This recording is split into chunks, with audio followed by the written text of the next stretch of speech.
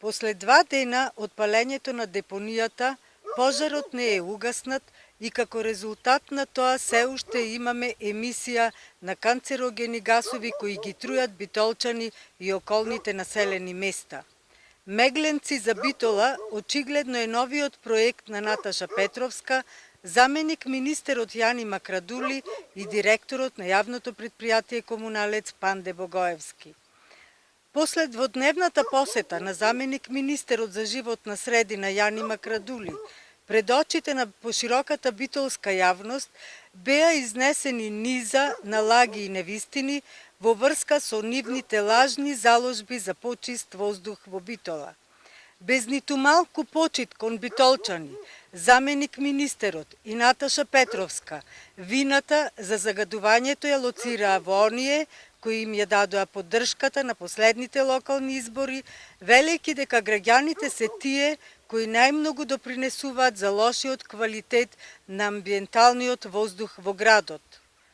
Почитувани, вистината е следна.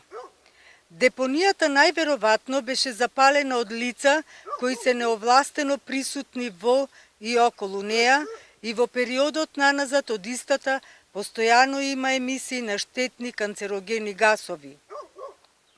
Таа е еколошка бомба, доколку навреме не се изгасне пожарот, а тој не се гаси со вода. Задолжително е тековно насипување со земја. Ова што денес го гледате е доказ за неспособноста, незнаењето и несовесното работење на директорот на јавното предпријатие Комуналец и Наташа Петровска. Во само 6 месеци директорот на јавното предпријатие Комуналец и Наташа Петровска нанесоа огромна штета на предпријатието и граѓаните. Уништија близу 1000 зимзелени садници од лажниот проект на Наташа Петровска за 3000 садници, го задолжија предпријатието со 20 милиони денари кредит, а со несовесното управување на депонијата прават секојдневна штета врз здравјето на граѓаните.